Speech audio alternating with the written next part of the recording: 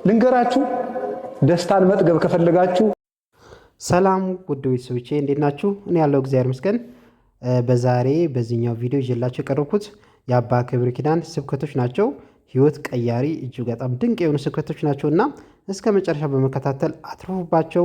ምናልባት ለዚህ ቤት ደግሞ አዲስ ከሆናችሁ ሰብስክራይብ በማድረግ ቤተሰብ እንሁን። ላይክ ሼር እያደረጋችሁ ኮሜንትም እየጻፋችሁ ቪዲዮ ቫይራል ወጥቶ ሌሎች ሰዎች እንዲማሩበት ዘንድ በማድረግ አብረን እናገልግል። ሰዓሊ ፍሬም ነኝ። ልንገራችሁ ደስታን መጥገብ ከፈለጋችሁ ያ ደስታ ክርስቶስ ነው፣ ሌላ የለም። ምንም ብትባክኑ በጣም ብዙ ዘፈኖችን ስላዳመጣችሁ ጭፈራ ቤት ስለሄዳችሁ ደስታን አታገኟትም። ደስታ ክርስቶስ ነው። እስመ ዘበኀቤከ የዐርፍ ነጸሮተ ኩሉ ነባብያን። የአይኳትያን መላእክት የደቂቀ አዳም ሁሉ አይን የሚያርፈው አንተን ሲያይ ነው። የሰው ልቡ የሚያርፈው ክርስቶስን ሲያይ ብቻ ነው። ምንም ነገር ብታዩ ስታዩ ትኖራላችሁ እንጂ አይናችሁ ሊጠግብ አይችልም። እምናየው ክርስቶስን ያየለት ነው። አያችሁ እንደዚያ ሲል የጠገባል ሰው አልሰማችሁ? አረጋዊ ስምዖን ጌታን ታቀፋልና ምንድን ነው ያለው? ይእዜ ተስዕሮ ለገብርከ፣ ዛሬ ባሪያህን ታሰናብተዋል። ለምን? እስመ ርእየ አዕይንተ ያድኅኖተከ፣ አይኖቼ ማዳንህን አይተዋል። በቃ ክርስቶስን ሲያይ ይሄ ሰው ምን አለ? እድሜ በቀኛል። አንድ ሰው ሊረካ የሚችለው ክርስቶስን ሲያይ ነው። ልብ ልንገራችሁ ከክርስቶስ እንዲደርስ የተፈጠረ መንገደኛ ነው። ከክርስቶስ እስከምንደርስ ድረስ ልባችን ምንም ነገር ብናቀርብለት ሊረካ አይችልም። ልብስ ለውጡለት፣ ምግብ ለውጡለት፣ ጥሩ ቤት ስሩለት፣ ጥሩ መኪና ግዙለት፣ ልባችሁ ሊያርፍ አይችልም። የሚያርፈው ክርስቶስን ስታገኙ ብቻ ነው። ስለዚህ ዘፈኑ፣ ጭፈራው፣ ይሄ አጓጉል ክህደቱ፣ ስካሩ፣ መዝናናቱ፣ ዝሙቱ፣ እንደዚህ ያለው ነገር ሁሉ የሞት ውሃ ነው። የህይወት ውሃ ክርስቶስ ነው።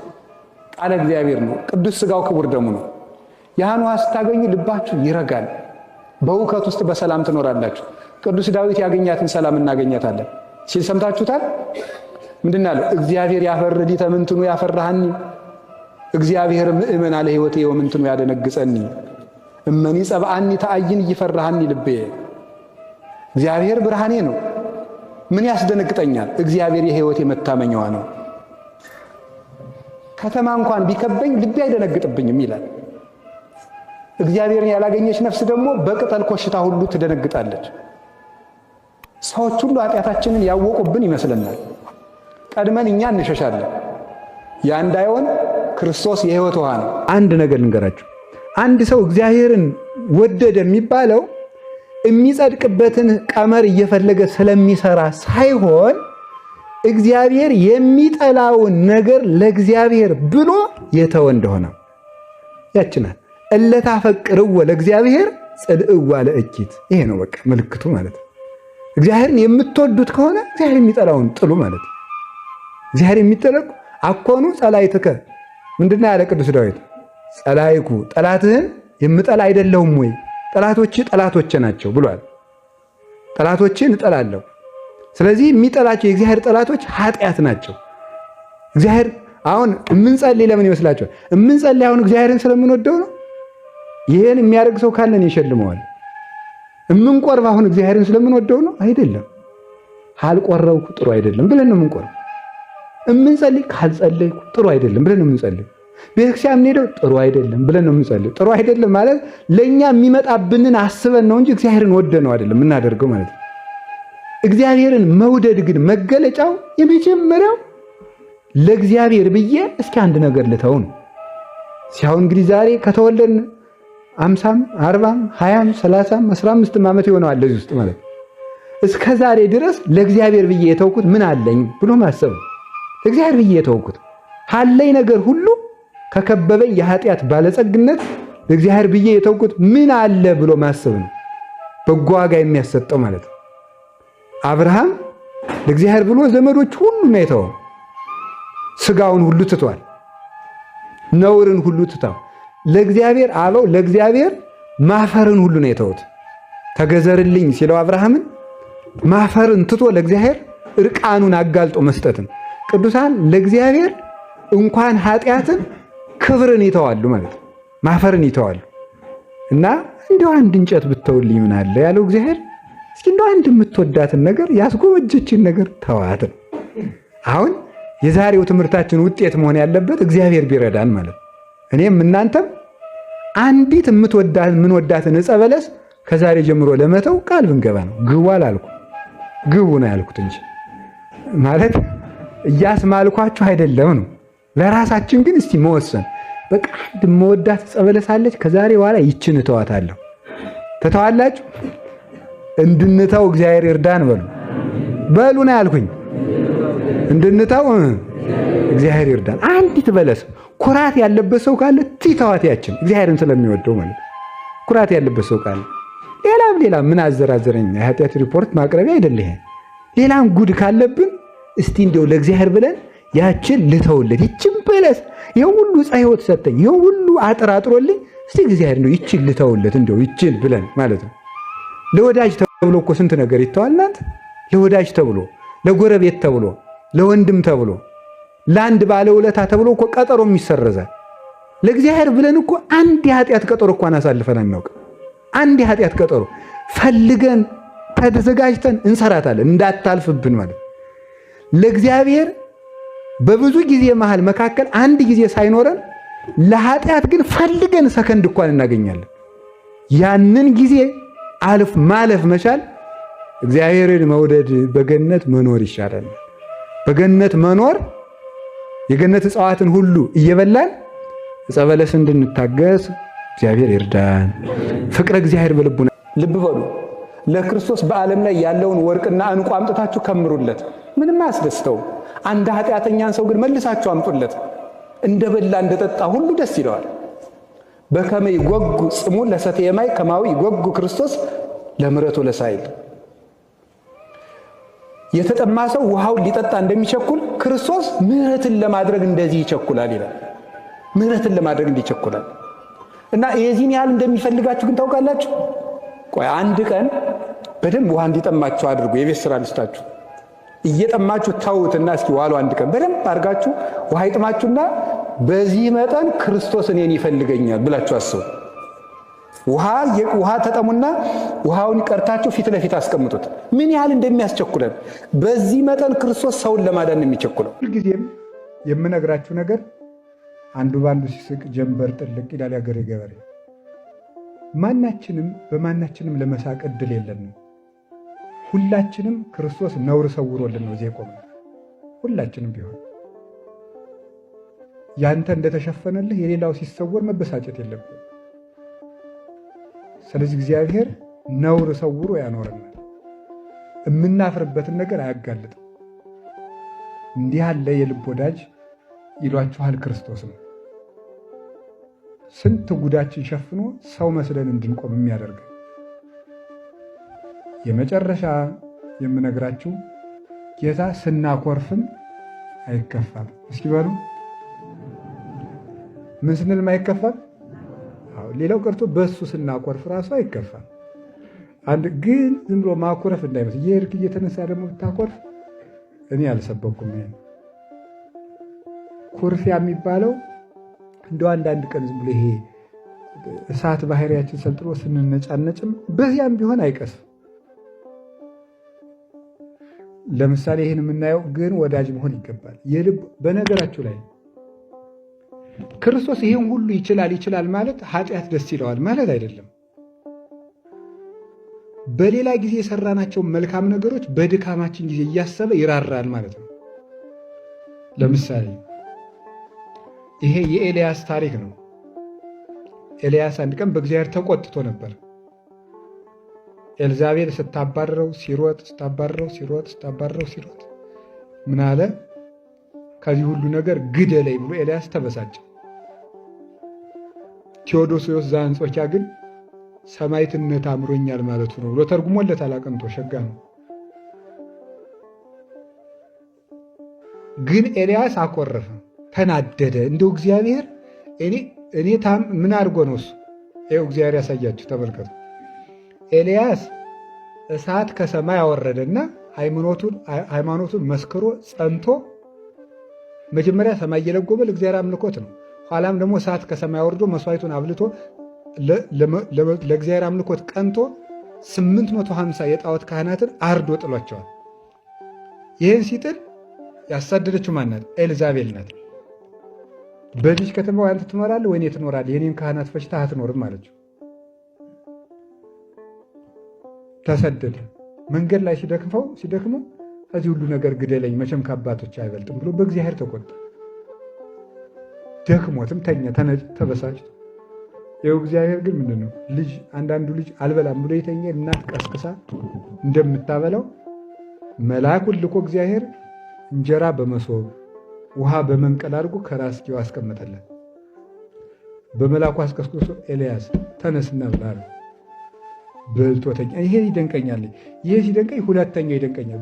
ትንሽ በላ አድርጎ ደክሞ ስለነበር ተኛ። ኤልያስ ደህና አድርገህ ብላ ተነስ። በጣም ነው የሚገርም እኮ ማለት ነው። እግዚአብሔር እንደ እንግዳ እየገለገለ እያበላ ማለት ነው። ብላተነ ትንሽ ቀማምሶ ደግሞ ተኛ። ሁለተኛም ተኛ። ሶስተኛ መልአኩ መጥቶ ቀስቅሶ ተንሶ ብላ አስመሩቅ ፍኖትከ ሩቅ አገር ስለምትጠበቅ አድርገህ ብላ ነው አብልቶ እግዚአብሔር። አሁን እኔ አንድ ነገር ልንገራችሁ። ኤልያስን ሳያበላ ቢሰውረው ምን ችግር አለ? ምን እንግዲህ ብሔረ ሕያዋን ነው። ዛሬስ መች በላ? እስከ ዛሬ ድረስ እንዳይበላ ከጠበቀው የዚያን ጊዜ እንዳይበላ ማድረግ ይችላል። ግን እግዚአብሔር ወዳጅ መሆኑን ለማመልከት እንጂ ይኸውላችሁ የዚያለት የበላው ኤልያስ የዚያለት የተመገበው እስከ ዛሬም ሳይበላ እንዲኖር ካደረገው ድሮ በበላው የዚያን ቀን ቢጠብቀው ምን አለ?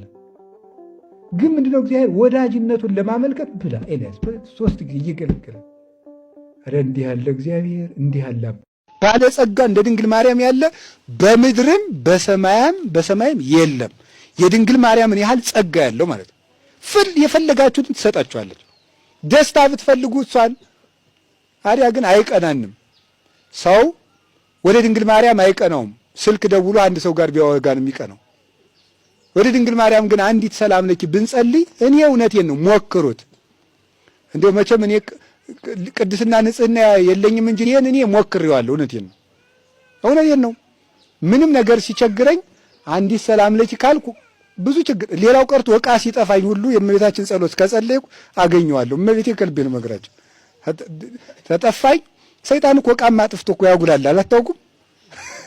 በተለይ በረፈደብኝ ሰዓት ቁልፍ ያጠፋብኛል። ምን ይለና ፈልጌ እምቢ ሲለኝ ሰላም ለኪ ስል አገኘዋለሁ።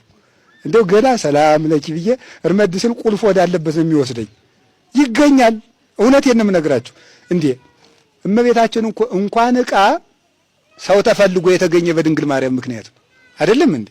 የሰው ልጅ ምን ሊያደርግ መጥቷል ነው ያለ? የጠፋውን ሊፈልግ በሉ ማቴዎስ ወንጌል ምዕራፍ 18 ላይ ጌታ የጠፋውን ልፈልግ መጥቻለሁ ብሏል። ከማን ተወልዶ ነው የጠፋውን የፈለገ? በድንግል ማርያም የጠፋ ሁሉ ይገኛል። የጠፋ ጸጋ ከሷ በተወለደው በኢየሱስ ክርስቶስ እሷን አማላጅ አድርገን እሱን ከለመን ነው የጠፋን ነገር ሁሉ ይገኛል። ጎበዝ፣ ቃለ እግዚአብሔር የማይርባችሁ ከሆነ ታማችኋል ማለት ነው። መጽሐፍ ቅዱስ የማይርባችሁ እንቅልፋችሁ የሚመጣ ፌስቡክ ስታዩ ግን የምታነጉ እስከ 10 ሰዓት፣ ቲክቶክ ከሆነ እንቅልፍ የማይወስዳችሁ፣ ፊልም ከሆነ እንቅልፍ የማይወስዳችሁ፣ የነፍሳችሁ ምግብ ሲመጣ ግን የሚሰለቻችሁ ከሆነ እናንተ ታማችኋል። በጊዜ ወደ ሐኪም ቤት ነው። እዚህ ነው ሐኪም ቤቱ፣ ቤተ ክርስቲያን። ጸልዩ እኮ ያለ እንደዚህ እኮ ነው። ቃለ እግዚአብሔር አልርባችሁ ካለ ታማችኋልና፣ እረ ጌታ ሆይ፣ እረ አይምሮዬን ጤና አድርገው፣ እረ ቃልህ እንዲርባው አድርገህ ብላችሁ ጸልዩ ማለት እኮ ነው። የምንጸልየው ለዚህ እኮ ነው። ይሄ ምስራች እኮ ነው። እንዴት ይሄ ይሰለቸዋል ሰው? እግዚአብሔር ያሳያችሁ፣ ክርስቶስ ያመልክታችሁ። አሁን አንድ የተጫጩ ሰዎች ምንድን ነው የሚባሉ? በዚህ ዘመን የተጫጩ ምንድን ነው የሚባለው? ወንድና ሲተጫጩ በሉት እንጂ እጮኛ ደግሞ ሌላ ስም አለው። በቃ እሺ። አሁን አንድ የምትወጂው እጮኛሽ ልበል፣ ለልጆቹ ነው። ትልልቆቹ ያገባችሁት ደግሞ ድሮ እያላችሁ አስቡ።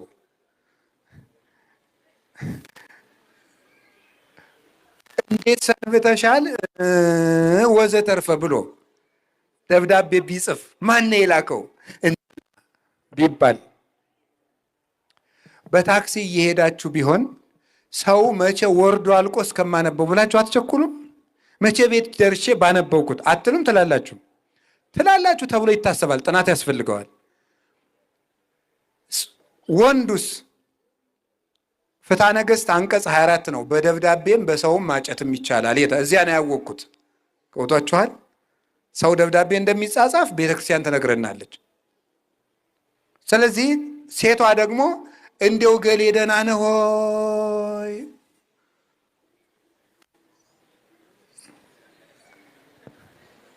ምንድን ነው የምትስቁት? ታውቁት ይሄን እኔ እንደዚህ ነው ያልኩኝ። ምንም ያልኩት ነገር የለም። እንደው እኮ ታምር ነው እኮ። አይ እናቴ እድለኛ ርዕስ ነው እኮ ይሄ እኮ። እስካሁን ፍግግ አላላችሁልኝም እኮ። ባደርግ ብሰራችሁ እቺ ስትመጣ ተፍነከነካችሁ እንደ ቆሎ። ደህና ነው እንደ ፈንዲሻ። እሺ ወደ ጉዳያችን ጎበዝ፣ እየመሸ ነው። ታዲያ ደህና ነህ ሆይ ብላ ስትጽፍለት ደስ ይለዋል። እንግዲያውስ ከዚያ በላይ ይሄ ኢየሱስ ክርስቶስ የነፍሳችን ሙሽራ ነው። ታውቃላችሁ? የቤተ ክርስቲያን ሙሽራ ነው ክርስቶስ። የአንዳንዳችን ነፍስ የማን ሙሽራ ናት? የክርስቶስ ናት። እንግዲያው ጌታችን ኢየሱስ ክርስቶስ ሙሽራችን ክርስቶስ ለሙሽራይቱ ነፍስ የጻፈላት መልእክት ነው ይሄ። ይሄን ስታነቡ ይከፋችኋል እንዴ? ማን ነው የሚስቱ ደብዳቤ የሚጎረብጠው? በተለይ የጮኛው። የሚስቱ እንኳን በአሻቦም በምንም በዘይትም ስለሚጣሉ አጉል ነው። ለምሳሌ አይመችም። በተለይ የሚጣሉ ግን ይሄ ሙሽራችሁ ክርስቶስ የጻፈላችሁ ደብዳቤ ነው። ይሄ እንዴት ይሰላችኋል? አዎ ከመፋጻ ቀጢን ወከመ መሰንቆ ሐዋስ ያስተፌሳህኒ በሰሚዖቱ። እንደ ቀጭን ፉጨት እንደ መሰንቆ ድምፅ ነፍሴን ደስ ያሰኘኛል። አርእየኒ ገጸከ አስማአኒ ቃለከ እስመ ቃልከ አዳም ወገጽከ ላህይ። ክርስቶስ ሆይ ትላለች ነፍስ መኃልየ ሰሎሞን ምዕራፍ 2 ላይ እባክህ ቃልህን አሰማኝ፣ መልክህንም አሳየኝ። ቃልህ ያማረ ነው፣ መልካ ታምራትህ መልካ ትምህርትህ የሰመረ ነው። እባክህ ቃልህን አሰማኝ ትላለች ነፍስ። ሄዳችሁ ተመልከቱት። ይሄ እንዴት ይሰለቻችኋል? ኢየሱስ ክርስቶስ የሚራራልን ሁሉን አዋቂ አምላክ ስለሆነ ብቻ ሳይሆን በምንነቱ ጭምር ነው። እያንዳንዱ መከራ ምን ብሎ ያውቃታል? ቀምሶ ያውቃታል። ረሃብን ያውቀዋል፣ ጥምን ያውቀዋል፣ ግርፋትን ያውቀዋል፣ መከሰስን ያውቀዋል፣ መሰደብን ያውቀዋል፣ ምራቅ መተፋትን ያውቀዋል፣ መናቅን ያውቀዋል፣ ወድቆ መነሳትን እየተጎተተ ሲጥሉት በግንባሩ ሲደፉት ያውቀዋል። መከራችን የሚያውቅ ሊቀ ካህናት ነው የሚለው ቅዱስ ጳውሎስ ዕብራውያን ምዕራፍ 2 ላይ መከራችን የሚያውቅ ሊቀ ካህናት፣ የተፈተነ ሊቀ ካህናት ነው ጌታችን ኢየሱስ ክርስቶስ። ስለዚህ ወንድማችን ነው ክርስቶስ። አቡነ በሂሩቱ አምላክነ በመለኮቱ፣ በሰውነቱ አባታችን ነው፣ በቸርነቱ በጌትነቱ ደግሞ አምላካችን ፈጣሪያችን ነው። እሱ ክርስቲያኖችን ለሚያርዱ፣ ምሕረት ለሌላቸው፣ ቤተክርስቲያንን ለሚያቃጥሉ፣ የክርስቶስን ቤተሰቦች ወገኖች ምዕመናን ከዋሉበት አላውል ካደሩበት አላሳድር ለሚሉ የምንወረውረው ሌላ ድንጋይ የለንም። ከላይ ወርዶ የሚቀጠቅጥልን ድንጋይ ግን አለ። ያ ድንጋይ ማን ነው? ክርስቶስ ነው። ወርዶ የሚቀጠቅጥልን ድንጋይ መድኃኔዓለም ነው። እኛ ሌላ ድንጋይ የለንም። የእሱን ስም እንጠራለን። የእሱ ስም ግን ተወርውሮ ሳይቀጠቅጥ አይመለስም። ዲዮቅልጥያኖስን ቀጥቅጧል። ግራኝ መሐመድን ቀጥቅጧል። ዮዲትም በነፋስ አውታር ነው ተጃጅ ላይ ሞተችው። ቀጥቅጧታል። የክርስቶስ ስም ወደ ክርስቶስ ድንጋይ የሚወረውሩ እጆች ሁሉ በዚያ ድንጋይ ይቀጠቀጣሉ። ለተከተሉት ደግሞ ሕይወትን ያጠጣቸዋል። ሹመት በጣም ክፉር ነው። የሹመት ፍቅር ሰይጣን ያመጣው ደዌ ነው፣ በሽታ ነው። ሹመት የሚወድ ሰው እግዚአብሔርን ጨርሶ ሊያስበው አይችልም። ለምእመናንም ሊያስብላቸው አይችልም። ደመወዙ እስካልጎደረ ድረስ አለቃ እስከሌለበት ድረስ ሊቀድስ አይችልም፣ ሊሰብክ አይችልም። ያነበበውን ይሰብካል እንጂ አስቦም አይሰብክም። ያነበቡትን መስበክና አስቦ መስበክ ልዩነት አለው። ስላወቁ መናገርና አውቆ መናገር ልዩነት አለው። ያወቅከውን ሁሉ ደለት ልትደፋበት አይገባም። አስበ ለህዝብ ቀዳዳ ነው የሚሰበከው። ግድ የለውም። ግድ የሌለው መምህር፣ ግድ የሌለው ካህን፣ ግድ የሌለው ጳጳስ፣ ግድ የሌለው ዲያቆን ያፈራ ነው። ስለምን ይመስላችኋል? ያልተጠሩ ያልተፈጠሩ ናቸው። ዛሬም ስለ ቤተሰቡ የሚያስብ ጳጳስ ሚስት እንዳያገባ የተደረገው ትዳር እርኩስ ሆኖ ነው እንዴ? አይደለም። ጋብቻ ክቡር ነው፣ ለመኝታቸውም እርኩሰት የለበትም ተብሎ ተጽፏል ዕብራውያን 13 ላይ። ጋብቻ ቅዱስ ነው። ታዲያ ለምንድን ነው እንዳያገቡ የተከለከለ? ስለ ሚስታቸው ስለ ልጆቻቸው እያሰቡ ቤተክርስቲያንን እንዳይረሷት ነው። ልጅ ለማሳደግ የሚስታቸውን ፍቅር እያሰቡ ቤተክርስቲያን እንዳይረሳ ነው። ያገባ ሰው ሚስቱ እንዴት ደስ ሊያሰኛት እንደሚችል ያስባል ተብሎ ተጽፏል። ያላገባ ሰው ግን እግዚአብሔር እንዴት ደስ ሊያሰኘው እንደሚችል ያስባል ይላል። ይከፈልበታል። ያገባ ሰው ይከፈልበታል። ግማሹን ለሚስቱ ግማሹን ለእግዚአብሔር ነው። ሚስትን ማስደሰት እግዚአብሔራዊ ትእዛዝ ቢሆንም ሙሉ አይምሮውን እንዲሰጥ ነው። ታዲያ ሰው መንኩሶ ዘሩን ካረሳ፣ መንኩሶ ጎጡን ከጠቀሰ፣ ጳጵሶ ዘረኝነትን የሚቆጥር ከሆነ የት አለ? ቢያገባ ይሻለው ምን? ያው ቤተሰብ መስርቷል። እናት አባቱን ያልተወሰው ዘመዶቹን ያልተወሰው የኔ ሊሆን አይችልም ብሏል ጌታ። ይሄንን ነው መጠራት ያለው። መጠራት ከሌለ መፈጠር ከሌለ ሰው ካህናት በምን ይፈጠራሉ አልኳችሁ? በአይምሮ በእምነት በትምህርት ይፈጠራሉ። በንጽህና ይዘጋጃሉ። የተዘጋጁት ከራሳቸው አስተሳሰብ ይወጣሉ። ለህዝብ እንዲኖሩ ራሳቸውን መዘንጋት አለባቸው። የኔ ከሚል ሐሳብ መውጣት አለባቸው። ለክርስቶስ በጎች ብቻ የሚያስቡ መሆን አለባቸው። ስለ ደመወዝ መጨመርና መቀነስ የሚያስብ መሆን የለበትም። እነሱ ለእግዚአብሔር ቤት ያስባሉ፣ እግዚአብሔር ለነሱ ቤት ያስባል። ይሄ ነው። ከዚያ ይሄን ይጠራል። የተጠራው ይፈተናል፣ የተፈተነው ይሾማል፣ የተሾመው ይላካል፣ የተላከው መስዋዕት ያቀርባል። መፈጠር ከሌለ መውጣት የለም። መውጣት ከሌለ ካልወጣ ደግሞ አይጠራም። ካልተጠራ ክህነት የለም። ክህነት ከሌለ መስዋዕት የለም። መስዋዕት ከሌለ ድህነት የለም፣ መቀደስ የለም። ካልተቀደሱ መዋሃድ የለም። ካልተዋሃዱ እግዚአብሔር ማግኘት የለም። ስለዚህ ያለ ክህነት መስዋዕት የለም። ክህነት ደግሞ የተሰጠው ለ12ቱ ደቀ መዛሙርት ብቻ ነው እና ሐዋርያት ከዚያ በኋላ እጁን ለጫኑበት ሰዎች ነው የተሰጠው። ሁለት አይነት ክህነት አለ። የመጀመሪያው ህዝቡ ያለው ክህነት ነው። ማንኛውም ህዝብ ካህን ነው። እሱ እንዴት እንደሆነ በኋላ እነግራቸዋለሁ። ቅዱስ ጴጥሮስ ካህናት አድርጎ ለጠራችሁ ንጹሕ ታቦትም ላደረጋችሁ ብሎ እንደተናገረ ማንኛውም ህዝብ ካህን ነው። ተክህነ ማለት አገለገለ ነው ግዕዙ። ካህን ማለት አገልጋይ ነው። እግዚአብሔርን ለማገልገል ወንዱም ሴቱም ካህን ነው። ይህ አንዱ ነው፣ ማንኛውም ሰው። ቀጥሎ ደግሞ ሳክራመንታል ፕሪስትሁድ የሚባለው ምስጢራተ ቤተ ክርስቲያንን ለመፈጸም የተሰጠ ክህነት ነው። ይህ ለተመረጡ ሰዎች፣ አሁን ላልኳቸው ሰዎች ብቻ የሚሰጥ ነው። ለዚህ ነው ቅዱስ ጳውሎስ በሁሉም ላይ ወይም በማንም ላይ ፈጥነህ እጅህን አትጫን ያለው። አንደኛ ጴጥሮስ ምዕራፍ 3 ቁጥር 1 ጀምሮ ስታነቡት ክህነት የሚገባቸው ለተመረጡ ሰዎች፣ ምዕራፍ 5 ላይ ስትመለከቱ ደግሞ ለቀሳውስት እንዴት ክርስቶስን በማመን ብዙ ባለሟልነት አለና በአይምሮ ከፍ ላሉ ሰዎች ከፍ ያለውን ሹመት ሊሰጧቸው ይገባል ይላል። ለተለዩ ሰዎች ነው የሚሰጠው። ይሄ ንጹሕ ለሆኑ ስርዓት ላላቸው ለተማሩ ለተፈተኑ ዲያቆናትን ይኩኑ ንጹሐን እንዳለ ለንጹሕ ሰዎች ብቻ ተለይቶ የሚሰጥ ክህነት አለ። ይሄኛው ክህነት መስዋዕት ለማቅረብ የተሰጠ ለተለዩ ካህናት የተሰጠ ነው። ይሄንን ክህነት ከያዝን ድህነት ይገኛል። መስዋዕት በሌለበት ክህነት የለም፣ መቀደስ የለም፣ መንጻት የለም። ኃጢአትን ይቅር ብሎ ማንጻት የሚችለው ተመርጦ ለተሾመ ነው። ክርስቶስ ለምሳሌ 5ቱን እንጀራ አበርክቶ ለ5000 ሰው አብልቷል። 12ቱን ስጋውን ደሙን ግን የጸሎት ሐሙስ ዕለት የሰጠ ለ12ቱ ደቀ መዛሙርት ብቻ ነው። ይሄ ማቁረብ ለካህናት ብቻ የተሰጠ ስለሆነ ነው፣ ለእነሱ ብቻ የተሰጠ ነው። ለሕዝቡ ሁሉ ድህነትን ሰጥቷል፣ ቃለ እግዚአብሔር አስተምሯል። እፍ ብሎ መንፈስ ቅዱስን ግን ያደላቸው ለሐዋርያት ብቻ ነው። ከዚያ በኋላ እነሱ እጅ እየጫኑ ቅዱስ ጳውሎስ እጅህን በማንም ላይ እንዳትጭን እንዳለው እነሱ እጅ የጫኑበት ሰው ደግሞ ክህነት ይሰጠዋል። ይሄ ክህነት ይባላል። ይሄ በሐዋርያዊ ሰንሰለት የሚሰጥ ክህነት ነው። ህዝቡ ደግሞ ሁሉ የሚያለው ክህነት ደግሞ የእግዚአብሔር ልጅ በመሆን በመጠመቅ በማመን ማንኛው ህዝብ የሚያገኘው ነው።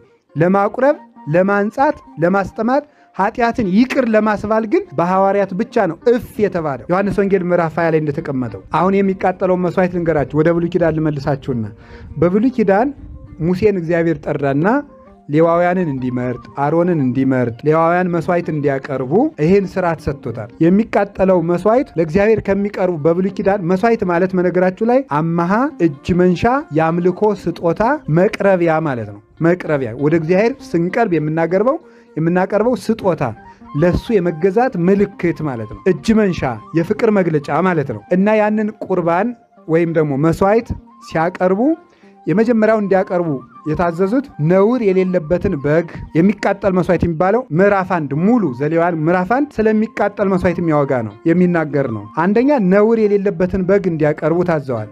ነውር የሌለበት የሰባ በግ እንዲያቀርቡ። ሁለተኛ ደግሞ ርግብና ዋኖስ ይሄንን እንዲያቀርቡ ታዘዋል። ይሄንን ሲያቀርቡ በጉን ምን ያደርጉታል? ሊቀ ካህናቱ በእግዚአብሔር ፊት ያርደዋል ይላል። ቆዳውን ይገፈዋል፣ በየብልቶቹ ይቆራርጠዋል። ከዚያ በኋላ ደግሞ ሁሉንም ይሰበስብና እንጨት ይረበርባል። አስቀድሞ ከዚህ ሁሉ አስቀድሞ በጉ ይመረጣል። በተመረጠው በግ ላይ ሊቀ ካህናቱ እጁን ጭኖ ይጸልይበታል። እጁን ጭኖ ሲጸልይበት የሰውየው በጉን ያመጣው ሰው ኃጢአት በበጉ ላይ ያርፋል። ከዚያ ያርደዋል፣ ይገፈዋል፣ ይቆራርጠዋል። ይቆራርጥና ሲያበቃ ከዚያ በኋላ ካህኑ ውስጥ ዕቃውን፣ ሆዱን፣ ራሱን፣ እግሩን ይህንን ያጥባል። ያጥብና ሲያበቃ ሊቀ ካህናቱ በእሳቱ ላይ ይጨምረዋል። ራሱንም መላ ሕዋሳቱን ሁሉ ከእሳቱ ላይ ይጨምረዋል። ይሄ ምን ይሆናል? የእግዚአብሔር የተቃጠለ መስዋዕት ይባላል። የተወደደ በጎ መዓዛ ያለው መስዋዕት ለእግዚአብሔር ሆኖ ይቀርባል ይላል። ከዚህ በፊት የአሮን ልጆች የሚያደርጉት አንድ ስርዓት አላቸው። የአሮን ልጆች ምን ያደርጋሉ? በመሰዊያው ላይ እንጨትን ይጨምራሉ ይላል። ያንን የቆራረጡትን እሳት ወይም የቆራረጡትን ስጋ ምን ያደርጋሉ? በመሰዊያው ላይ ባለው ከእሳቱ ላይ በተጨመረው እንጨት ላይ እንጨት ባለበት እሳት ባለበት እንጨት ላይ የቆራረጡትን ስጋ ያቀርቡታል። የተቆራረጠውን ስጋ እሳት ይጨምሩበት፣ የተቃጠለ መስዋዕት ሆኖ ለእግዚአብሔር ይቀርባል። ደሙ በደብተራ ኦሪት ወይም በድንኳኑ ዙሪያ ይረጫል። በዚህም ሰው ከእግዚአብሔር ጋር ታጥቆ ይኖራል፣ ከኃጢአትም ይነጻል፣ ይቀደሳል። እግዚአብሔር ሁላችንንም ይቀድሰን። ቂም የሚቋጥር ሰው የእግዚአብሔርን ፊት ከቶ ማየት አይችልም። የፈለገ በዓሉን ከአንድ ቀን ወደ 30 ቀን ብናራዝመው እንኳን ቂም በጣም ክፉ ነው። ነቅለን መጣል ያለብን እሱ ነው። ተንኮል ክፉ ነው። በቀል ክፉ ነው። እባብ ከነመርዙ ውሃ ቢጠጣ ተቀላቅሎ ይገለዋል ይባላል። ጸሎት እየጸለዩ ቂም መያዝ መልሶ ጸሎቱ መጥፊያ ይሆናል። ልንገራችሁ፣ እንዲያውም ቂም ይዞ ጸሎት የሚጸልይ ሰው ምንድን ነው የሚያደርገው? ቂም ይዞ ሳይታረቅ የሚጸልይ ሰው ጸሎቱ ቤተ ክርስቲያን ውስጥ ለቆመ ለአንድ ሰው ነው የሚሆነው። ልክ ሁለት ውሾች፣ አንዱ ውሻ ይላል አባ ጊዮርጊስ፣ አንዱ ውሻ በአፉ እንጀራ ይዞ አንደኛው ደግሞ ባዶውን ሆኖ ካፉ ቀምቶ ሊጎርስ፣ ያኛው ሲሮጥ ይሄ ሲከተል፣ ያኛው ሲሮጥ ይሄ ሲከተል፣ ያኛው ሲሮጥ ይሄ ሲከተል ወንዝ ላይ ይደርሳል። ወንዝ ላይ ሲደርስ እንጀራ የያዘው ውሻ ምን ያያል ይመስላችኋል? ወደ ውሃው እንዲህ ሲል እንጀራ የያዘ ውሻ ያያል። ሌላ ውሻ ነው ራሱ ነው። ከዚያ የዚያኛውን እቀማለሁ ብሎ ምን ያደርገዋል? ሲል ምን ይሆናል? ይወድቃል። ማን ይበላዋል? ያኛው ይበላዋል ማለት ነው። ቂም ይዞ ቤተ ክርስቲያን ውስጥ ጸሎት የሚጸልይ ሰው ጸሎቱ ለሌላኛው ውሻ ነው ማለት። አንድ ምስኪን ቅን ሰው እዚያ ቁጭ ብሎ እንዲሆን የምለው ማላውቀው ጌታ ማረኝ ለሚለው ለዚያ ነው የሚሆን ማለት ነው። ለዚህኛው ውሻ ይሆናል። ሁላችንም እንግዲህ ውሻ ነን፣ ግን ለዚህኛው ውሻ ይሆናል። እንደዚያ እንዳይሆን ቂማችን አውልቀን ስንተው አዲስ ሰው እንሆናለን። ሰብህዎ ለእግዚአብሔር ስብሐተ ሐዲሰ ማለት እሱ ነው ማለት ነው። ይሄ ምስጋና አሮጌ አይደለም። የቅዱስ ያሬድ ምስጋና ሁልጊዜ አዲስ ነው። የቤተ ክርስቲያን ማህሌቷ ሁልጊዜ አዲስ፣ ቅዳሴዋ ሁልጊዜ አዲስ። ለአሮጌ ሰውነት ግን አይሆንም። ዋጋ አያሰጥም፣ መልስ አያመጣም፣ ሰማይ አይከፍትም፣ ከእግዚአብሔር ፍትህ አያመጣም፣ ስጦታ አያመጣም። እና የእግዚአብሔር ቤተሰቦች እንታረቅ።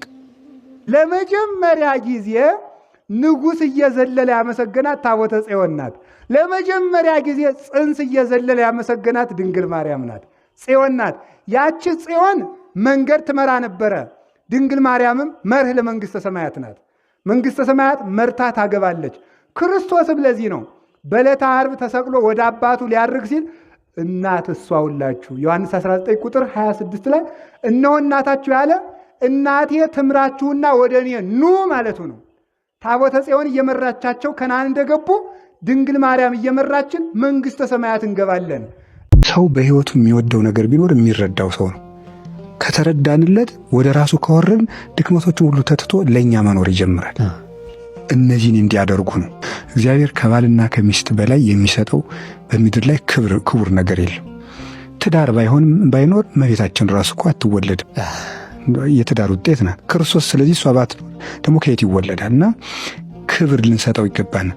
ታዲያ ይሄንን ነገር መጀመሪያ ምን ልናደርግ ይገባል ከተባለ ቅዱስ ጳውሎስ ሁለት ነገሮችን አድርጓል። እደውኑ ያፍቅሩ አንስቲያሆሙ አንስትኒ ተአዘዝ አላምታቲክን። ሁለት ድርሻ ነው የሰጠ። እነዚህን ድርሻዎች ዝም ብሎ ያገባል ክርስቲያኑ ግን አያውቃቸውም። ሴቶች ሆይ ለባሎቻችሁ ታዘዙ። ወንድ የሚፈልገው መታዘዝ ነው ማለት ነው። እሺ ባይ መሆንን ይፈልጋል። ያንን ሲያደርጉለት መግዛት እኮ ነው በራሱ እኮ። እሺ የሚል ሰው ነው የሚገዛ። የሴት ልጅ ትክክለኛ መልኳ እሺ ነው። እሺ የምትለው ከሆነ ከዚህ በኋላ ሁሉን ነገር ባሪያ ሆኖ ልክ እዚህ በገመድ እንደሚጎተት በግ እንደፈለገች ማዘዝ ትችላለች ማለት ነው። ስለዚህ በከመ ቤተ ክርስቲያን ትትእዘዙ ለክርስቶስ ከማሁ አንስትኒ ተአዘዝ አላምታቲከ፣ ቤተ ክርስቲያን ለክርስቶስ እንደምትታዘዝ ሴቶችም ለባሎቻችሁ ታዘዙ። ይሄን መታዘዝ አንዱ ነገር። አሁን ይሄን ግብአት ታደርግለታለች ወይ? ከመፋታት በፊት እሺ ማለትን፣ በጎ መሆንን፣ ብሩህ ገጽ ማሳየትን፣ መታዘዝን። ደግሞ በጣም የሚያስደንቀው ነገር ትዳር ይህን ያህል ቀሎ ነው እንጂ ከመዘለ እግዚእነ የሚለው ለክርስቶስ ለባሎቻችሁ ስትታዘዙ ለክርስቶስ እንደምትታዘዙ ቁጠሩት። በዚህ መጠን ደስ ትሰኝበታለች ወይ? የእሱን ጠባይ ስትችል የክርስቶስን መስቀል እየተሸከመች እንደሆነ ትረዳዋለች። ይህንን አድርጎ መቻል ይገባል። ስህተቶችን ደግሞ አንድ ሰው አለመቆጣጠር። ሰው አየሁ ካሉት አይስተካከል። አይቶ ማለፍን መልመድ፣ አንዳንድ ስህተቶችን ለራሱ መተው። እንደዚህ ማድረግን ካደረጉ በኋላ ደግሞ እንመጣል። አሁን የእሱ ድርሻ ደግሞ ምንድን ነው?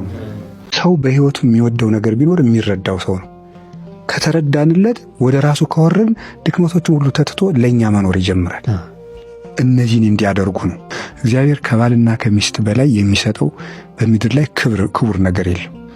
ትዳር ባይኖር እመቤታችን ራሱ እኮ አትወለድም። የትዳር ውጤት ናት ክርስቶስ። ስለዚህ እሷ ባትኖር ደግሞ ከየት ይወለዳል? እና ክብር ልንሰጠው ይገባናል። ታዲያ ይሄንን ነገር መጀመሪያ ምን ልናደርግ ይገባል ከተባለ ቅዱስ ጳውሎስ ሁለት ነገሮችን አድርጓል። እደውኑ ያፍቅሩ አንስቲያሆሙ አንስትኒ ተአዘዝ አላምታቲክን። ሁለት ድርሻ ነው የሰጠ። እነዚህን ድርሻዎች ዝም ብሎ ያገባል ክርስቲያኑ ግን አያውቃቸውም። ሴቶች ሆይ ለባሎቻችሁ ታዘዙ። ወንድ የሚፈልገው መታዘዝ ነው ማለት ነው። እሺ ባይ መሆንን ይፈልጋል። ያንን ሲያደርጉለት መግዛት እኮ ነው በራሱ እኮ። እሺ የሚል ሰው ነው የሚገዛ። የሴት ልጅ ትክክለኛ መልኳ እሺ ነው። እሺ የምትለው ከሆነ ከዚህ በኋላ ሁሉን ነገር ባሪያ ሆኖ ልክ እዚህ በገመድ እንደሚጎተት በግ እንደፈለገች ማዘዝ ትችላለች ማለት ነው። ስለዚህ በከመ ቤተ ክርስቲያን ትትእዘዙ ለክርስቶስ ከማሁ አንስትኒ ተአዘዝ አላምታቲከ፣ ቤተ ክርስቲያን ለክርስቶስ እንደምትታዘዝ ሴቶችም ለባሎቻችሁ ታዘዙ። ይሄን መታዘዝ አንዱ ነገር። አሁን ይሄን ግብአት ታደርግለታለች ወይ? ከመፋታት በፊት እሺ ማለትን፣ በጎ መሆንን፣ ብሩህ ገጽ ማሳየትን፣ መታዘዝን። ደግሞ በጣም የሚያስደንቀው ነገር ትዳር ይህን ያህል ቀሎ ነው እንጂ ከመዘለ እግዚእነ የሚለው ለክርስቶስ ለባሎቻችሁ ስትታዘዙ ለክርስቶስ እንደምትታዘዙ ቁጠሩት። በዚህ መጠን ደስ ትሰኝበታለች ወይ? የእሱን ጠባይ ስትችል የክርስቶስን መስቀል እየተሸከመች እንደሆነ ትረዳዋለች። ይህንን አድርጎ መቻል ይገባል። ስህተቶችን ደግሞ አንድ ሰው አለመቆጣጠር።